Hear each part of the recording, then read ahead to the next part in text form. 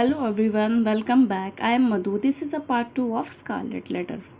Okay तो first part में हम लोगों ने 11 चैप्टर तक डिस्कस कर लिया है। ओके तो मैं एक चीज़ क्लियर कर दूं, अभी तक स्टोरी में चिलिंगवर्थ को पता चल गया है कि अर्थर ही हेस्टर का लवर है। ये बात उसको चैप्टर 10 में ही पता चल जाती है। जैसे कि हमें पता ही है कि चिलिंगवर्थ और अर्थर साथ में रहते हैं। वो क्या होता है, एक दिन अर्थर सो रहा होता है तो वो उसकी चिलिंगवर्थ उसकी थोड़ी सी शर्ट साइड करके दिखता है और उसे वो ए लेटर दिखता है। तभी वो समझ जाते हैं कि यही हेस्टर का लवर है और वो खुद को ही सज़ा दे रहा है। ओके तो नेक्स्ट चैप्टर है द मिनिस्टर्स वाइजिल। जिस प्लेटफॉर्म पे हेस्टर खड़ी हुआ करती थी वहीं प्लेटफॉर्म पे अर्थर खड़ा है। वो इतना सब उसको गिल्ट वो देख के याद आ जाता है जो हेस्टर ने महसूस किया और उससे उसके मुँह से चीख निकल जाती है। वो तो है कि उसको कोई देखता नहीं है, उसे मतलब कोई सुन नहीं पाता उतना, और जो सुनता है भी उसे लगता है कोई विच वॉइस है। वहीं पे बाद में हेस्टर और पॉल भी आ जाते हैं। तो अर्थर हेस्टर और पॉल को अपने पास बुलाता है। तो ये पॉल उससे पूछती है कि कल भी क्या आप हमारे साथ ऐसे ही खड़े हो गए प्लेटफॉर्म पे? तो बोलता है नहीं, कल तो नहीं खड़ा होऊंगा, बट जजमेंट डे के दिन मैं ज़रूर तुम लोगों के साथ खड़ा होऊंगा।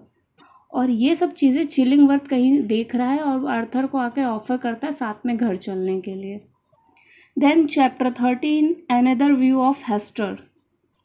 अब 7 ईयर्स आगे बढ़ चुकी है स्टोरी। अब 7 ईयर हो चुके सारे इंसिडेंट्स को, और जो हेस्टर है और हेस्टर को सोसाइटी वाले एक्सेप्ट करने लगे हैं। अब धीरे धीरे वो गरीबों की, बीमारों की बहुत ज़्यादा मदद करती है। और हेस्टर को ये भी समझ में आने लगता है कि वो अर्थर से चिलिंगवर्थ के बारे में छुपाकर सही नहीं कर रही है। देन चैप्टर 14 है Hester and the physician. Hester अब डिसाइड कर लेती कि वो चिलिंगवर्थ से बोलेगी कि अर्थर को परेशान करना बंद कर दे।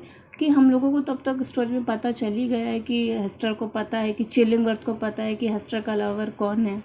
चिलिंगवर्थ भी सब समझ जाता है कि हेस्टर को अब सब कुछ पता है। देन चैप्टर 15 है हेस्टर एंड पॉल।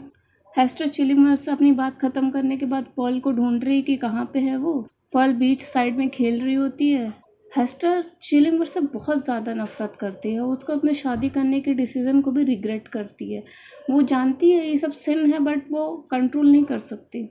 हेस्टर और पॉल दोनों आपस में बात करने लगते हैं ए लेटर को लेके कि ये ए लेटर उसको किसी डेविल ने दिया है कि क्या है। तो यही सब वो दोनों डिस्कस करने लगते हैं। पॉल हेस्टर से ये भी पूछती है कि अर्थर अपने चेस्ट पे हाथ रख के क्यों चलता है। Then our next chapter is a forest walk. Hester Pearl के साथ अर्थर से मिलने जाती है फॉरेस्ट में चिलिंगवर्थ के बारे में बताने के लिए। वो सोचती है कि चिलिंगवर्थ ने अर्थर को अब बहुत परेशान कर लिया, अब वो टाइम आ ही गया है कि वो अब चिलिंगवर्थ के बारे में सब कुछ अर्थर को बता दे। ओके तो next chapter 17 the pastor and parishioner. Hester Arthur को चिलिंगवर्थ के बारे में सब कुछ बता देती है कि चिलिंगवर्थ उसका हस्बैंड है और वो उससे रिवेंज ले रहा है। पहले तो अर्थर सुनता है तो उसको बहुत बुरा लगता है कि 7 साल से मैं इतनी परेशानी में हूँ और तुमने मुझे उसके बारे में बताया नहीं, और मैं इतने 7 साल से टॉर्चर हो रहा हूँ। बट उसकी कंडीशन समझते हुए उसको माफ़ भी कर देता है। फिर ये लोग डिसाइड करते हैं कि हम लोग कहीं यहाँ से दूर चले जाएंगे, क्योंकि जब तक हम लोग यहाँ पे हैं ना हम लोग खुश नहीं रह सकते। कहीं दूर चले जाओ, वो लोग यही सोचते हैं कि अब हम लोग कहीं चले जाते हैं। चिलिंगवर्थ कभी उन्हें खुश नहीं रहने देगा। देन नेक्स्ट चैप्टर है chapter 18 a flood of sunshine. Hester और डिम्स्टल यूरोप जाने के फैसले से बहुत ज़्यादा खुश हैं। उनको लग रहा है शायद अब हम लोग यहाँ से चले जाएंगे तो खुश रह सकते हैं। ये लोग साथ में बैठे हुए बातें कर रहे हैं तो थोड़े ही टाइम के लिए जो हेस्टर है अपना ए लेटर निकाल के फेंक देती है, रख देती है साइड में।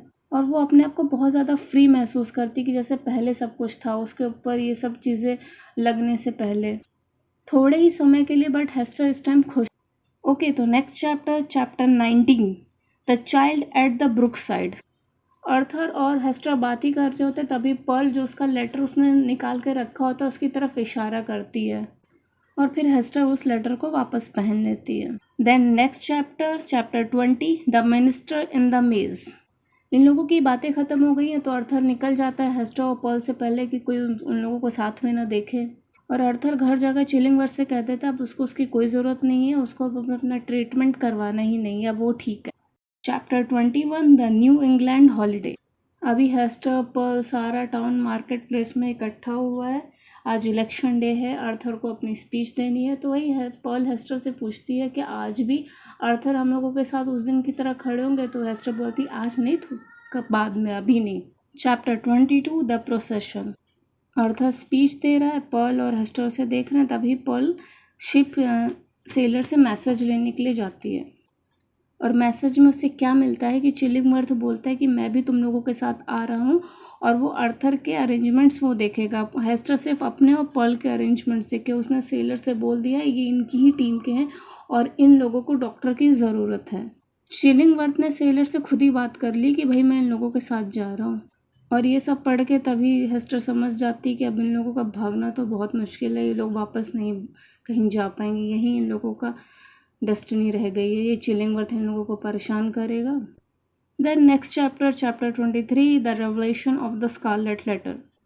आर्थर ने अपनी स्पीच दी है, बहुत अच्छी स्पीच है, और सबको इतनी अच्छी स्पीच लगी कि सबको लगता है कि यही जीतेगा करके। और तभी वो हेस्टर और पर्ल को अपने साथ पास बुलाता है प्लेटफॉर्म पे और सबको बताता है कि मैं ही हेस्टर का लवर हूँ, मैं ही पर्ल का फादर हूँ। जितनी परेशानी उसको सहनी पड़ी हेस्टर को, मेरी वजह से ही सहनी पड़ी। मैं भी उतना ही भागीदार हूँ जितना कि हेस्टर है। और वो अपनी शर्ट खोलता है और ए साइन दिखाता है और बोलता है मैं ही पर्ल का फादर हूँ। और वैसे ही वो बीमार है और वो अचानक से पता नहीं क्या होता है, वो गिरता है और उसकी डेथ हो जाती है। आर्थर की डेथ के बाद चिलिंगवर्थ की भी थोड़े टाइम बाद डेथ हो जाती है और वो अपनी सारी प्रॉपर्टी पर्ल के नाम करके मरता है। हेस्टर और पर्ल वहाँ से कहीं चले जाते हैं। फिर थोड़े टाइम बाद हेस्टर वापस आ जाती है और अपना ए लेटर वापस से पहन लेती है और अपने कढ़ाई बुनाई का काम करने लगती है और गरीबों की और बीमारों की सेवा करने लगती है। और उसकी डेथ के बाद उसको आर्थर की ग्रेव के पास में दफनाते हैं। ओके, तो थोड़ा ट्रेजिक था, एंड में आर्थर मार ही जाता है। सो हमारी स्टोरी कंप्लीट हो गई है। तो इसकी थीम है sin, shaming, damnation and passion. Genre है इसका romance and historical novel. Point of view omniscient third person point of view. Okay, तो स्कारलेट लेटर कंप्लीट हो गई। मैंने कैरेक्टर्स, प्लॉट, थीम, चैप्टर सब अलग अलग समझा दिए। अभी भी कोई डाउट हो, कुछ नहीं समझ में आया हो, तो मुझे मेरी इंस्टाग्राम आईडी पे आप डायरेक्ट मैसेज कर सकते हो या कमेंट कर सकते हो। और अच्छा लगा तो लाइक करो, सब्सक्राइब करो, मुझे भी मोटिवेशन मिलेगी नेक्स्ट वीडियो बनाने के लिए। और कोई बुक चाहते हो जिसमें मैं वीडियो बनाऊँ तो मुझे मैसेज कर सकते हो। Okay, thanks for watching, bye, see you.